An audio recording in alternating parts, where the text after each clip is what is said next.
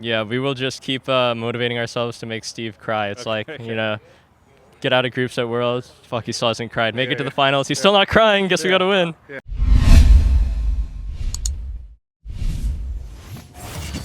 Well, it's the end of semifinals. It's all wrapped up.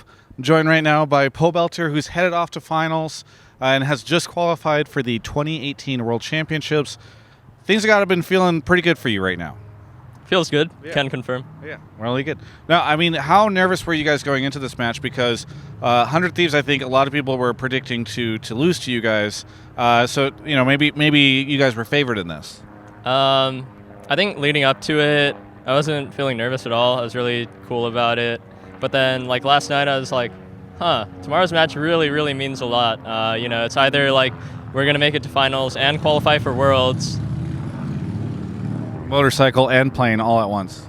Or, I didn't even notice the plane. Yeah. Or, you know, if we lose this, then we're going to have to play in Gauntlet, don't even get to play in finals. So that made me feel a little nervous, and I was trying to go to sleep last night, and it was, like, felt jittery. Yeah. But I think once I walked on the stage, I was like, okay, this is like my home turf. Yeah. And I felt really, really relaxed again. Well, speaking of Oakland and finals, the trucks are right behind us as they're loading up. By the way, this interview brought to you by Omnislash. Forgot to mention that. Regardless, you now are headed up there. What does the next week look like for you? It's always kind of weird. I guess you have to scrim like the third or fourth place teams, right?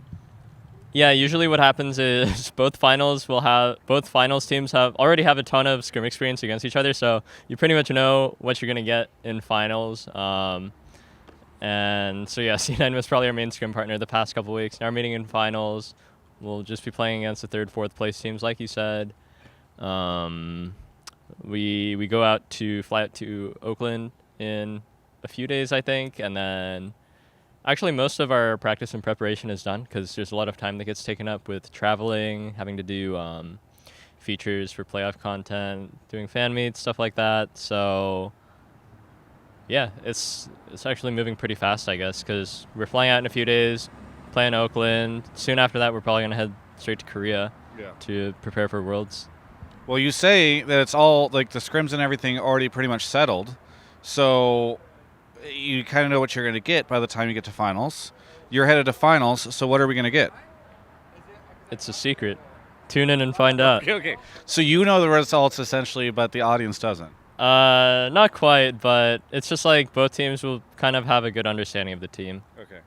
So does that make it more hype? Like, you guys, it should hopefully allow for good matches because you should both know how to, like, outmaneuver each other? It's like,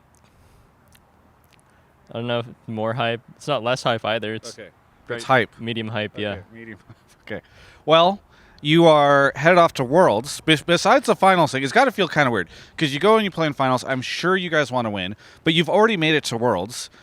So is it kind of a unique situation here? How does that sort of rest with you as you're thinking about that? Yeah, I've never been in this position before where you're guaranteed to at least auto-qualify through points, even if you lose in summer. So that's pretty new. I guess it feels like comforting knowing that if we like somehow shit the bed, we're still going to be okay. But you know, we're not going to get lazy about it. Of course, we still want to do our best and win. And then having clinch both spring and summer title would be really awesome. Yeah. Have you had a chance to see Steve yet? Because I know you've been to Worlds multiple times. Steve is not. So he's got to feel pretty good right now. Yeah, Steve was pretty elated because we had qualified, and he was just like thanking everyone. He was like, thank you. Yeah. And they're like, yeah, of course. Yeah, he was pretty happy. Is he emotional? He said he would cry if we qualified to Worlds, but I gotta say I didn't see any tears, so a little disappointed about that. Steve confirmed robot. Like, there's no tears. No tears. Okay.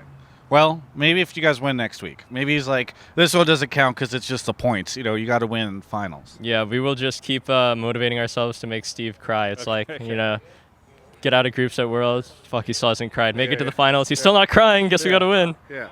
All right. Well, either way.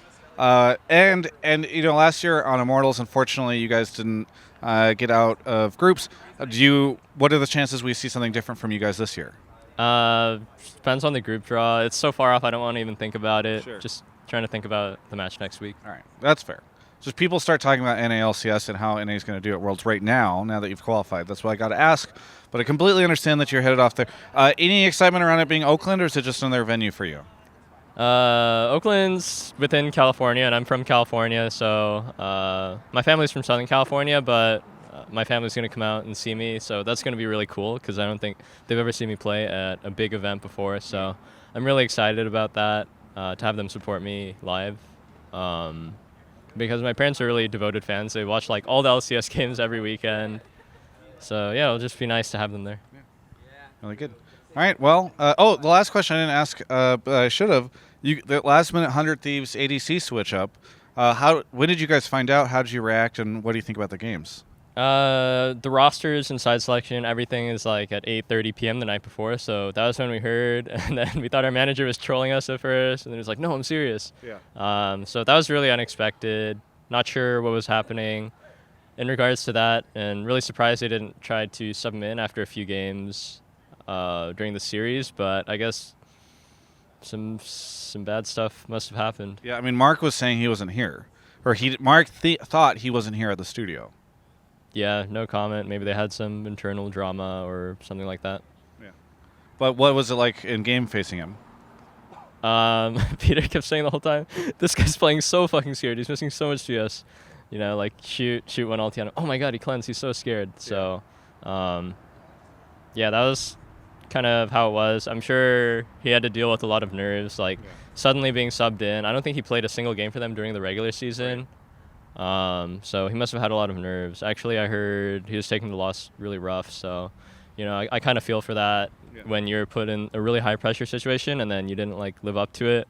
It can be really tough. But for like pretty much an AD coming from Academy Series, I think he did okay. Yeah. Well, hopefully the community's not too hard on him. Anything that you would say to any of the fans out there?